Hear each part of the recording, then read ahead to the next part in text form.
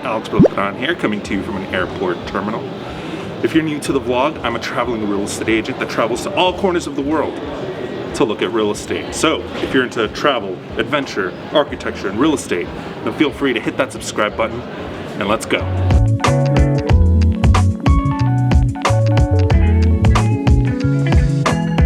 So lately I've been looking into international real estate investing. One of the beauties of real estate is that it's global, and with the temperatures soon to drop into the negatives here in Omaha, Nebraska, I can confirm it is colder in Omaha than just about anywhere. I figured this is the perfect excuse and reason to look at international real estate in what seems to be the only real place where Americans can travel internationally that just so happens to be warm.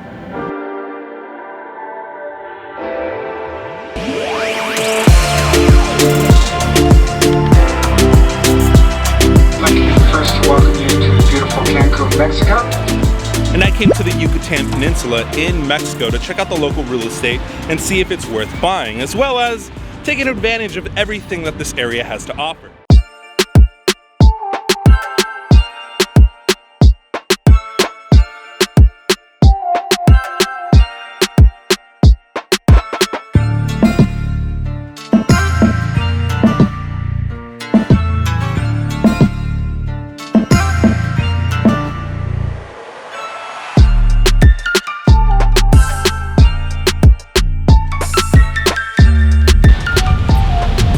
Alright, so I'm going to go ahead and put the disclaimers up front. Number one, always do your own due diligence. Number two, if you don't know what you're doing, hire a professional to help guide you through the process. And number three, vacation rentals are a horrible real estate investment. For the buyer, not so much for the vacationers. For the vacationers, it's a great alternative to those huge resorts, which is why I left Cancun and came to Tulum instead, because fortunately for me, I'm a working, traveling real estate agent that's on the hunt for the next best real estate deal.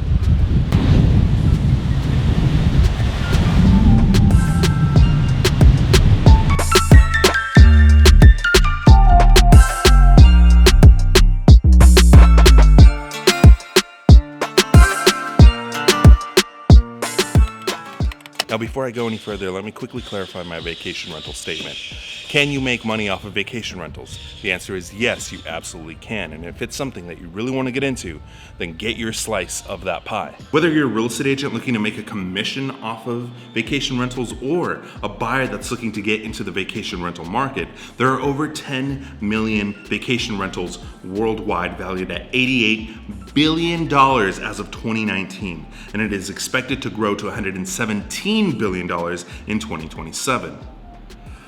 That's a pretty big pie. Just take, for example, the owners of this vacation rental that I booked through Airbnb. Just from the looks of this particular unit, you can tell that they have dedicated themselves to the vacation rental process. I wouldn't be surprised if they own more than one. But the type of real estate that I'm currently looking for is to be more on the passive side, which vacation rentals are clearly not. I mean, yes, you can hire a management company to take care of the day-to-day, much like long-term rental properties. However, I mean, the turnover on these properties is pretty high, which means that there's more likely that things are gonna break and that there's gonna be more complaints sent your way. And that is counter to the lifestyle that I'm trying to live, as you can tell from all the traveling that I do. It's the reason why I like long-term tenants. With long-term tenants, the rent is consistent and you can build a professional relationship with them. I mean, do things still break and things need to be repaired? Absolutely, but nowhere near as much as vacation rentals. Now, I'm a light user of vacation properties. I mean, for the most part, all I do is sleep here, shower here, and use this place as basically a safe place to store my belongings, because 9 times out of 10, I'm out and about. On the other hand, you have people that are party animals that will decimate your profit margin. Now, vacation rentals shouldn't be confused with international or out-of-state real estate, which is something that I am a huge proponent of.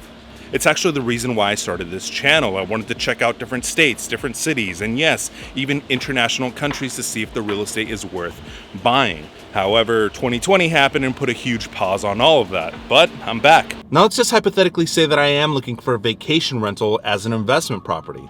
The first thing that I would want is for it to be multi-purpose. That way I can change strategies depending on where the tide of real estate is going, as to eliminate as much risk as possible. The business term for that is called asymmetrical risk reward.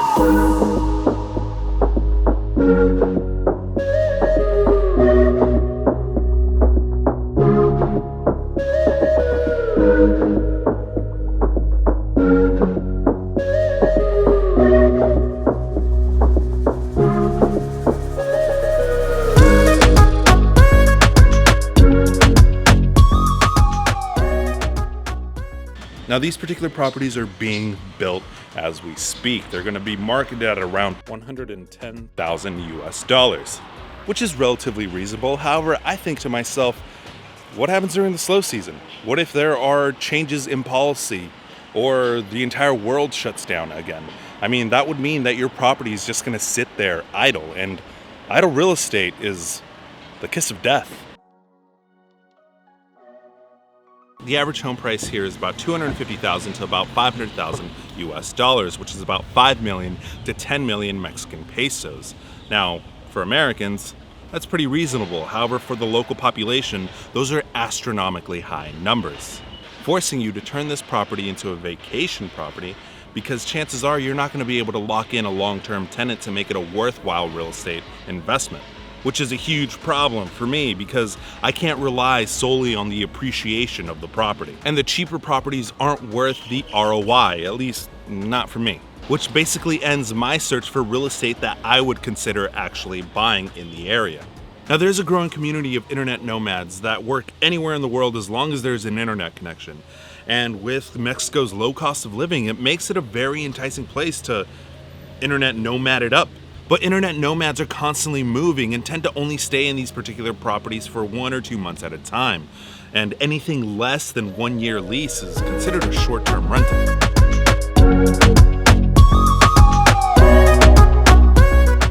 So once again, vacation rentals do not fit my very strict criteria of asymmetrical risk reward, great ROI, passive income, low maintenance, and potential growth. If you do know of any vacation rentals that are worth the real estate investment, then go on ahead and correct me in the comment section down below.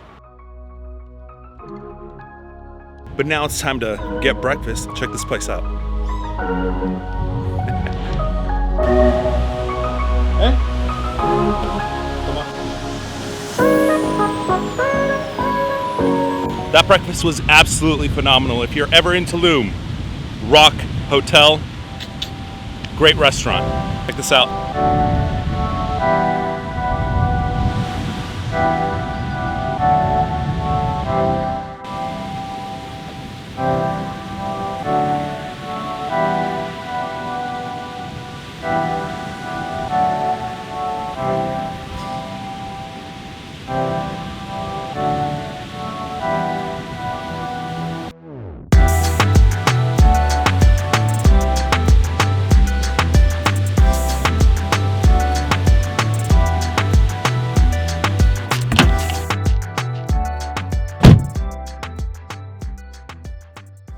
So after hanging out on the beach for a little bit, I decided to take a 2-hour drive inland exclusively for the architecture, which also happens to be a perfect example of when architecture is so good, it turns into archaeology here in Chichen Itza.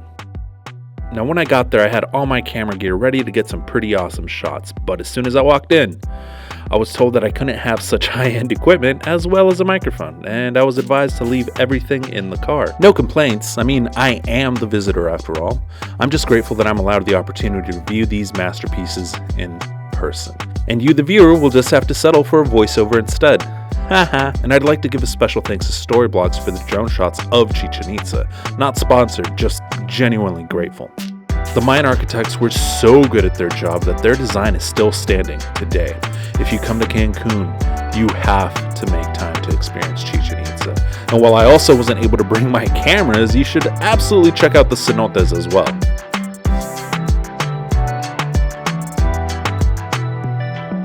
More people should absolutely experience Mexico for themselves. The food, amazing. The people, phenomenal. And as an American, the exchange rate makes your money go even further. There's no doubt in my mind that Yucatan Peninsula is definitely one of the top 5 destinations in the entire world. However, I'm a real estate traveler, and the type of real estate here is a little more for the established real estate investor that is willing to experiment with their real estate portfolio, or the expat that is looking to buy a property to have a nice place to retire, or last but not least, the real estate investor that is actively looking to get into the hospitality side of real estate investing, which I'm gonna tell you, that is a huge daily grind. Everything from the marketing to the cleaning to the customer service, which immediately disqualifies me because I'm not brave enough to take on the hospitality side of real estate. More power to you if you are. I'm personally in the growing phase of my real estate investment career, so the real estate here isn't what I'm currently looking for. Anyway, I gotta catch my next flight, so see you in the next city. Peace.